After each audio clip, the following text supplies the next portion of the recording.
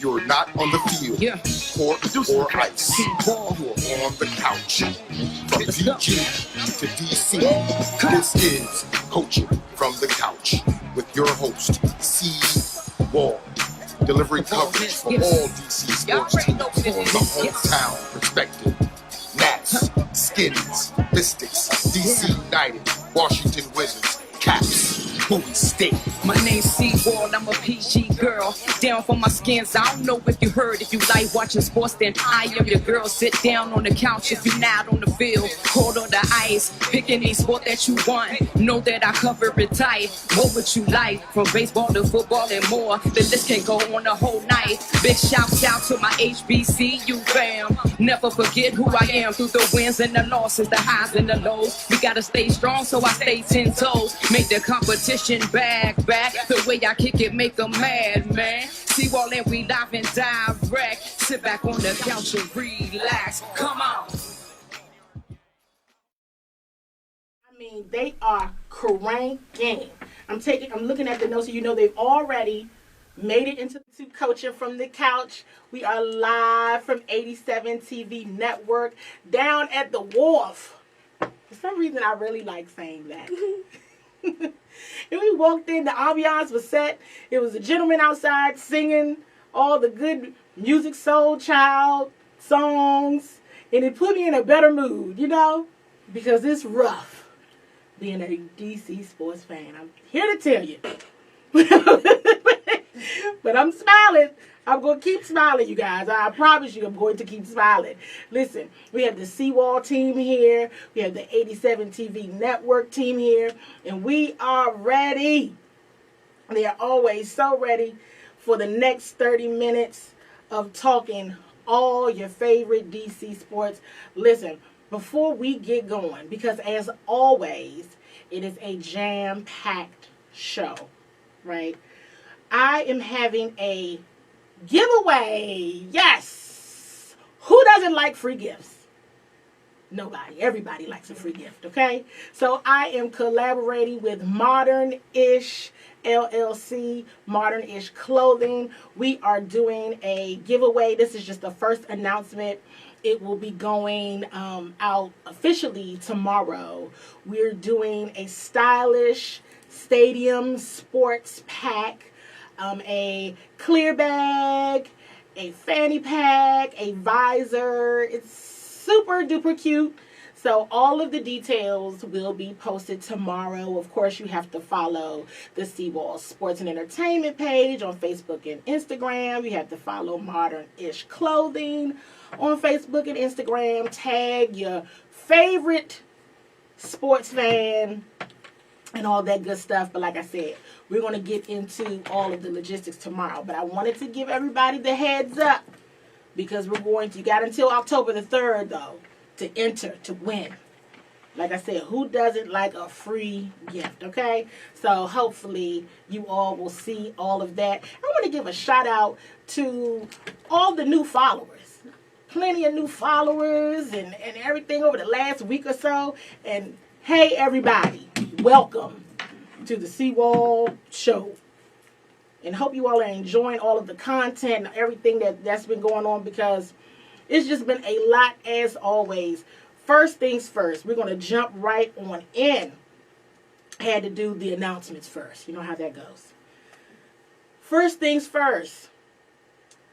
We're going to start out with Bowie State. Bowie State is 2-0. We got a team in the area that's 2-0. So we got to be happy about them and congratulate them. It was looking a little dicey there for a moment. There was a little bit of back and forth. And I said it would just be my luck after I kind of laughed at Shaw University last week for always losing to Bowie State, that Bowie State would end up losing this game. But they did not. They came back in the final minutes of the game, and the game ended up winning 26-21. Pretty exciting stuff. Bowie State will be home for the first time this season, this Saturday. I'm trying to see what time. At 1 p.m. in the Bulldog Stadium. So they will be hosting the Alderson Broaddus University. And I've been saying that all week and still had to pause when I said the name. But Bowie State breaks into the American Football Coaches Association top 25. So congratulations to them. Hopefully they continue to rise in the AFCA. And then Joshua Pryor was voted the CIAA Defensive Lineman of the Week. So huge shout out to Joshua. So gotta shout out the good stuff first, right? Because now let's go to the Terps. It was all good a week ago. That's how it be. That's how it be. That's how it is. I'm either talking bad about you the whole time or I'm talking good about you and then I have to say what happened to you. Listen, and I'm just going to chuck it off to they're human. Because for a moment there, I was like, what is Mike Locksley feeding these people? They are just, wow. As everyone knows at this point, Maryland, the Terps, they fell to the Temple Owls last Saturday up at Lincoln Financial Field in Philly. Quite a shock, right? I think I know myself was definitely thinking, oh, okay, they should be heading into next week, which is their bye week. They have an early, not necessarily, they have an early bye this week. They're not playing this week. So I'm thinking they're going to go into an early bye at least undefeated. That's cool. But just the way the universe works, you have to be brought back down to reality.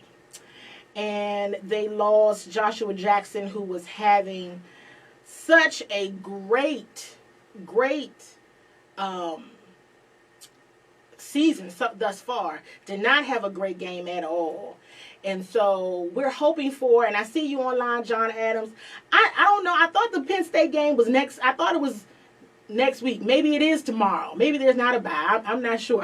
All my days are mixed up. But I know this. This is what I know.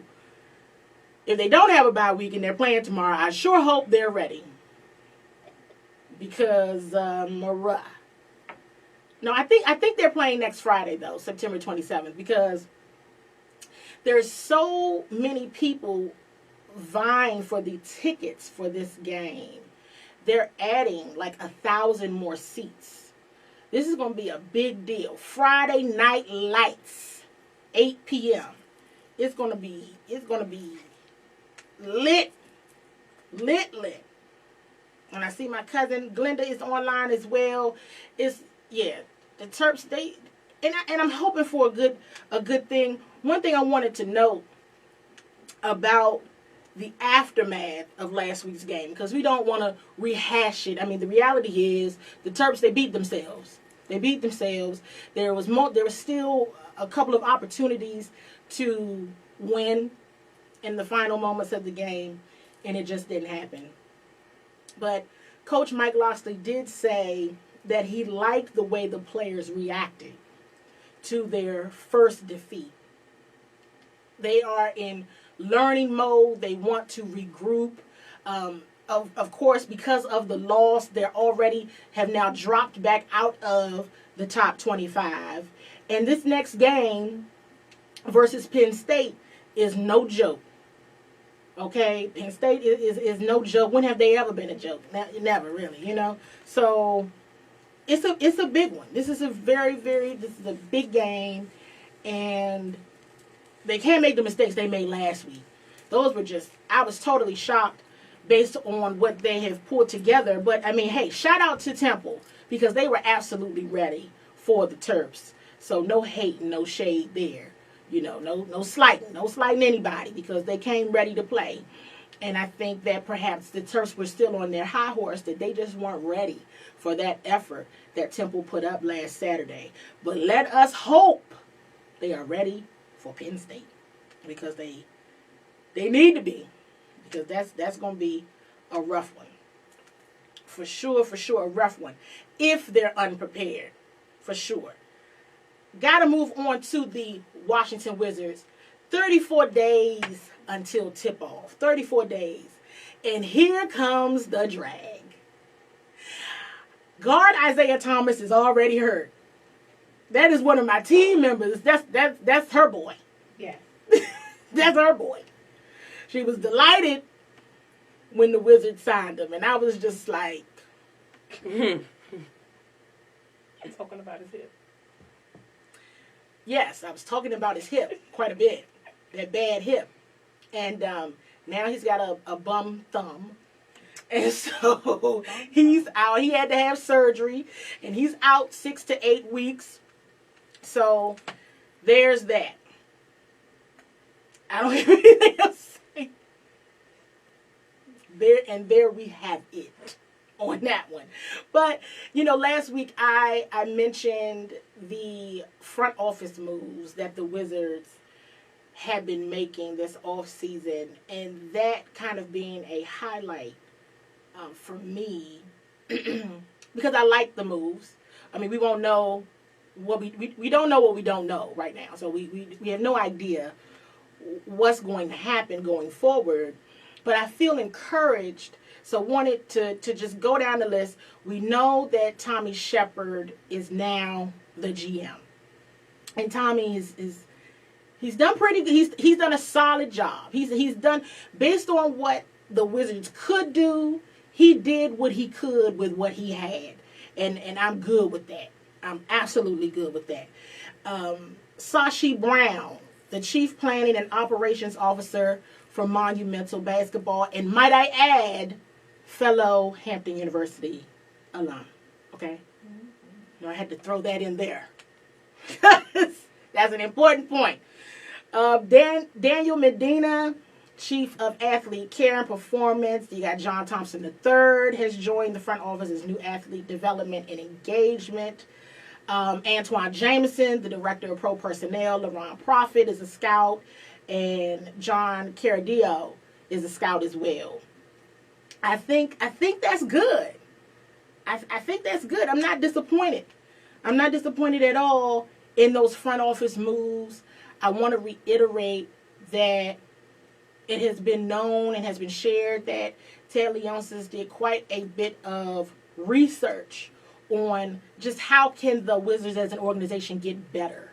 And I always look for, okay, it's one thing to be open to receiving that feedback, but then what do you do with that feedback once you get it? And it's abundantly clear to me, just in those moves, that he has been that he's taking some of this into consideration for sure. And all I can do is say, hey, thank you. For whomever has been giving this feedback, thank you. And thank you, Ted, for listening. We'll see what happens. Tip off in 34 days. So we're just gonna keep on keeping on and keeping hope alive on that topic. The Caps have a home opener coming up here soon. So they'll be kicking off their opening night here soon. And of course, as I mentioned, they have a ton of giveaways, college nights. They're giving away all sorts of bobbleheads and posters all season long. So as we get that information in, we'll be sure to share that with you all, hopefully in a timely manner. But make sure you go and check out the Caps, because Caps games are always a lot of fun. I'm telling you. If you sit down the bottom, it's not as bad. It's cold, but it's really not a bad seat in the house because the rink is so large. But be looking for some good things. That's all we can do is hope there as well. Got to jump to my Nats before we get on to the Redskins and the Mystics. My Nats are struggling, y'all. They're struggling to hold on to the wild card lead. So they got to get serious about this thing. We want to hold on to that lead. They're 82-66. Ooh, that's a long season. That's a big number when you look at it like that. And you say it out loud. But they're struggling. They've lost 6 of the last 10 games, and then it's just they got to keep moving. They got to keep moving and don't lose steam. So hopefully next week have a little bit more feedback and just a little bit more of an update there, other than, hey, y'all need to do something to hold on to this lead because we want to make sure they get deep into the playoffs. So, here we go. The Redskins. I'm doing the Redskins before the Mystics because I'm not even going to disrespect the Mystics like that. Okay? Let me just go ahead and let's be honest. If we're all being very honest. So, the Redskins, I'm here to tell you. Do I even need to reiterate what happened on Sunday? No, I do not. Please help me. Because I don't, I just can't go through it. I told some of my most favorite Redskins fans, the biggest disappointment for me this season has been the defense. Okay? Going to OTAs, going to training camp, those of you that are very consistent viewers of the show, you know that is something that I've been talking about for like 2 months, 2-3 months, and straight up telling y'all, hey, you guys,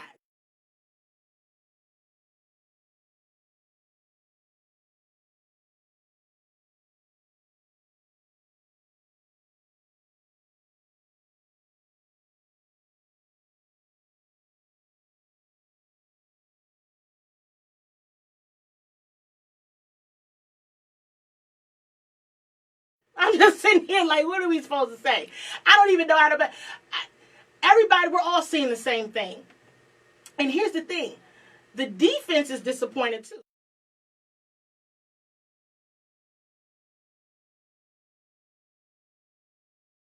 When you say, well, okay, this is the first time, I'm going back to week 1, right, where you all have played together in a game, a full game, and so you're just working out the kinks. Because, of course, the first defense, everybody didn't come together during the preseason. Now it's showtime, and I don't know. We said lights, camera, action, and everybody's still in the back getting ready for the show. And so I don't know. It's seriously. I have no idea. Like, I wish I could come into and give you all here's what's happening, everybody. But this is absolutely not what I thought should be happening at all. Not with this defense. Secondary, forget about it right now. They're just not good.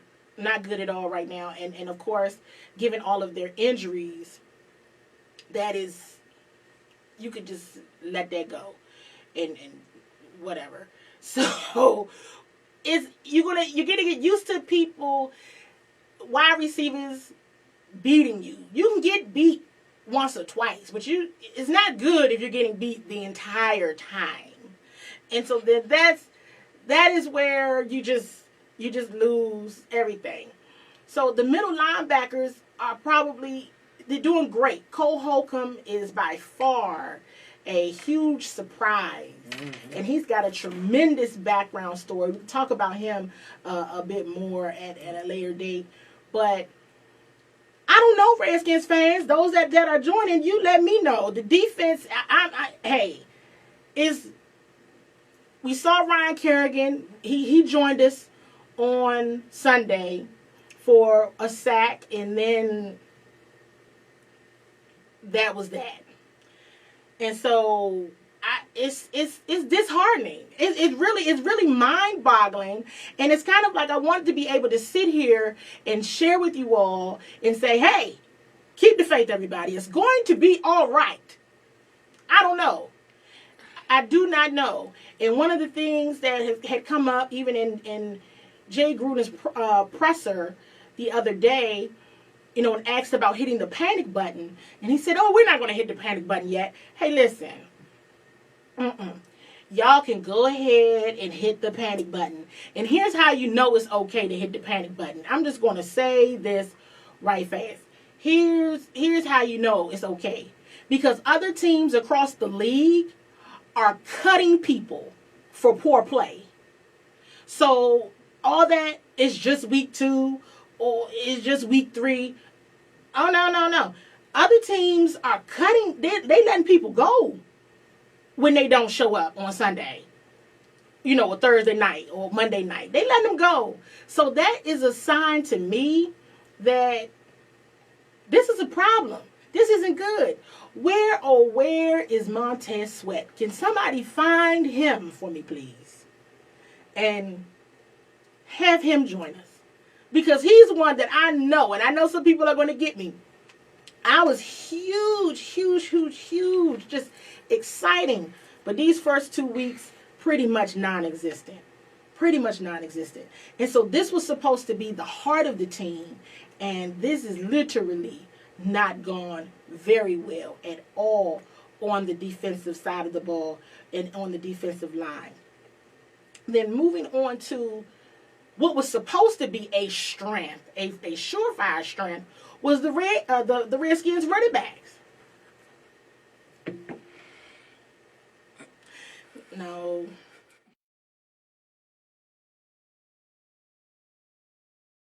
All these high hopes for a very strong run game. It's not very strong. But they're also not being utilized, right? So now we're dealing with a situation where it's been nothing but drama when the regular season started. It's been nothing but drama with that position group. Then Darius Geis gets hurt. And then Adrian Peterson is inactive. Then he's active because Darius Geis gets hurt. And then the run game is pretty much non-existent against the Cowboys of all people. And I'm going to just go ahead and say this so I can get this off my chest, okay? Because I'm not a person that doesn't deal in reality. And I've shared this with quite a few of you all. The Cowboys are actually good. And I think we all knew that. Those of us that really are watching the sport, right? We knew it. Because when you're watching the sport, you watch other teams. A surefire way to not know what's going on is if you only watch your team. And I'm here to tell you, if you're only watching the Redskins, you do not know what's going on across this league. You got to watch other people, okay? And so I'm going to tell you straight up. I knew it. They were good. I don't know what happened. We have a non-existent run game. Drama, constantly things said. Jay Gruden saying something. And, AP had his thing to say in that interview with my guy Darren Haynes from Channel 9. So this is just a debacle, right? I don't have no other way of saying it. And then, but on a light and bright note, what's working well was the position group that everybody said, I think they suck. And that's the wide receiving group. I told people, y'all gonna respect my young guys, okay? They do not suck. And they don't. But yet, that was the position group with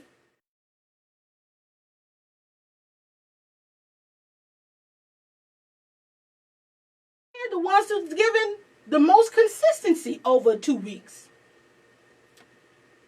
As John Adams, or not John, Eric Jessup. Casey is doing all right. He's actually doing a lot better than most of us probably anticipated. He's doing okay. So it's like a little bit of role reversal going on here. And I'm not sure what that's about. All I know, folks, is I saw a couple tweets, and I may have posted that out there, where there's a gazillion available seats for Monday Night Football.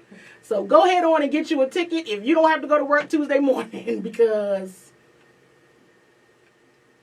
it's open seating out there. It's open seating. So a zillion, yes. A zillion open seats out there. So you go ahead and find you one, and get you a ticket, and come on out there, as long as the weather permits. Because if it's raining, I don't know what to tell you. Now, to the conversation of the hour, the Washington Mystics. The Washington Mystics. Are we able to do the clip with Deladon? We're going to go and we're going to turn to a clip of Deladon and Emma Messiman I'll probably say her name all wrong. But we're going to go to a clip of those two ladies who were just dynamite game one and hear what they have to say after the game on Tuesday night. We had some jitters. It was definitely, you could feel that it had been 9 days since a game. Everybody was super excited, but a little bit of jitters where we were, not getting into our plays or messing some things up, driving coach nuts. And then defensively, we really struggled in the first half. I felt like they were just able to kind of get whatever they wanted. They were running in transition, we weren't getting back. And when we finally put some stops together, it got ourselves calm, got us going. And, they played a great game. They came out on fire, gave us everything they had, and, luckily we were able to come away with that win.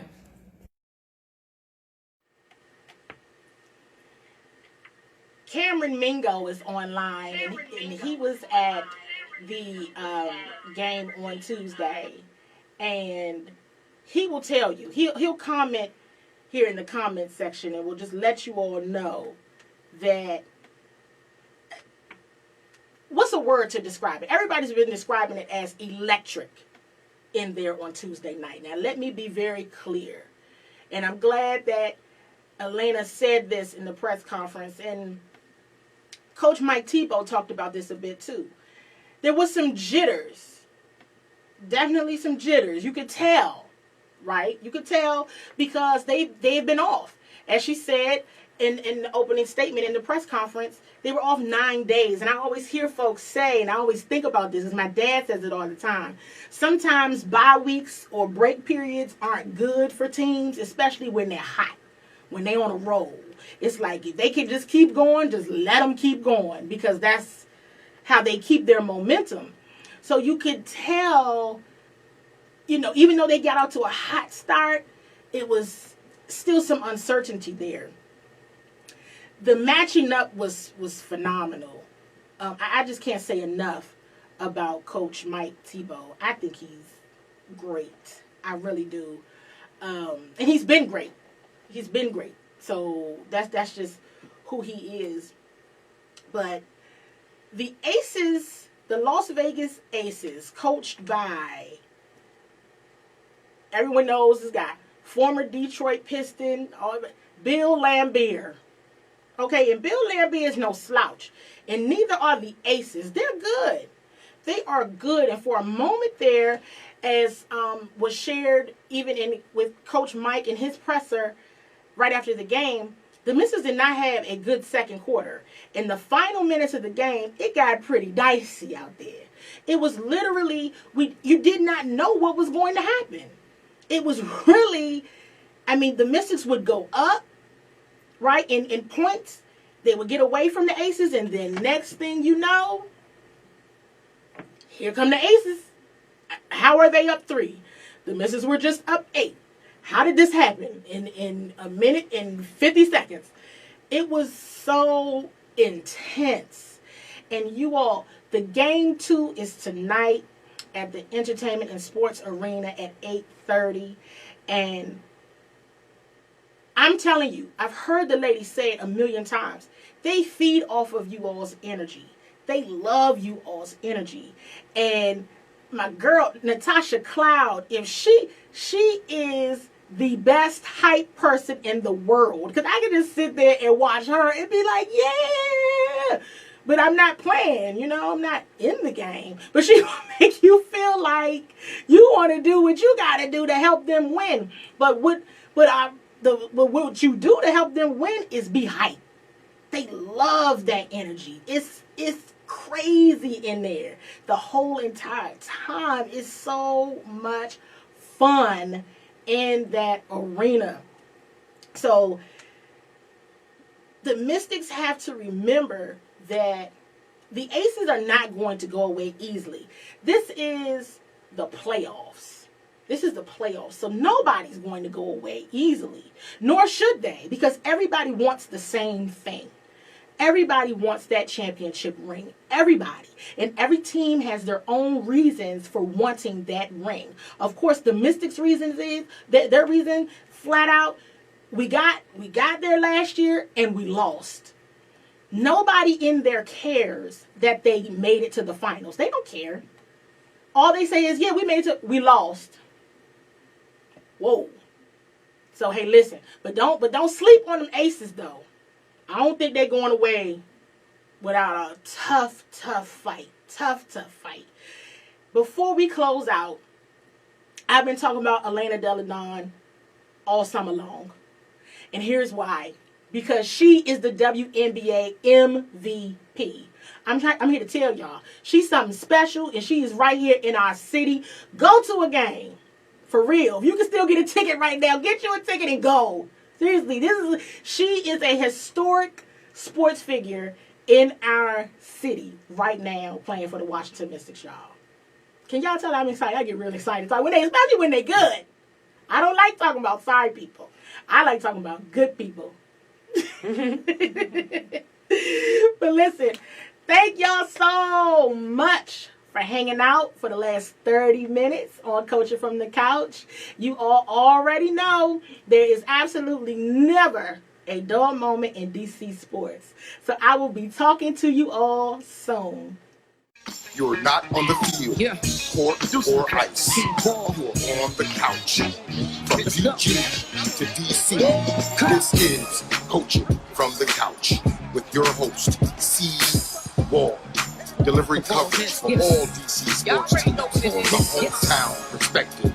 Nats, Skins, Mystics, DC United, Washington Wizards, Caps, Bowie State. My name's CWall, I'm a PG girl. Down for my skins, I don't know if you heard. If you like watching sports, then I am your girl. Sit down on the couch if you're not on the field. Cold on the ice, pick any sport that you want. Know that I cover it tight. What would you like? From baseball to football and more. The list can go on the whole night. Big shouts out to my HBCU fam. Never forget who I am through the wins and the losses, the highs and the lows. We gotta stay strong, so I stay 10 toes. Make the competition back. The way I kick it, make them mad, man. CWall and we live and direct. Sit back on the couch and relax. Come on. I mean, they are cranking. I'm looking at the notes, so you know they've already made it in the finals. I mean, not the finals. Oh, I'm speaking it into existence. They made it into the playoffs. They made it into the playoffs. I'm already foresight. I'm already seeing it. I can already be like, I called it. So on Sunday, they broke a WNBA record, 18 threes. Okay, 18 threes. They were out there killing. They've now won 6 games in a row. They're averaging 95.3 points right now. They are on fire. I told y'all. Like, I do want to say this. I told you all there's something about this team that when they made it all the way to the championship last year, right? Mm-hmm. The championship series, and they lost. We all know that they lost. But let me tell you something. There's something about who they became in defeat. These women are, they're the camaraderie and the energy. I'm telling y'all, I think this is it. I'm serious. And this is not just the DC fan talking crazy. This is not it. They're doing a tremendous job like they have been all season. They're staying consistent. Shout out to Natasha Cloud, who became the Mystics' all-time assist leader with 579 assists. She's just doing her thing. And I'm excited. They are in Chicago with the Chicago Sky tomorrow night, August 23rd, and then they're back here in DC on Sunday taking on the New York Liberty. So they're first in the Eastern Conference. They're 20-7, and they are just doing what they do. So kudos to those ladies for doing what they do. Because I know, for one, I am most certainly enjoying it, for sure. Now, let's see. Was there any other updates? Listen. The XFL. The XFL is back. They announced all 8 teams. The DC Defenders. That is our XFL football team. So the team will play its games at Audi Field starting in February. They'll have a 40-man active roster and play a 10-week season. So look out for the XFL, the DC Defenders. I'm good with that. I don't have any problem with that. At first I was like, that is a little corny. No, but I mean, it's good. It's good. It serves a purpose, and I'm looking forward to it. You all know you will see me at the games in the springtime, so it's all good. The Nats, boy, Joy and I have a very good friend. He's like our brother, and I'm gonna definitely tag him in this because he's a huge Pittsburgh fan. And I didn't want to get all on his Facebook and his social media and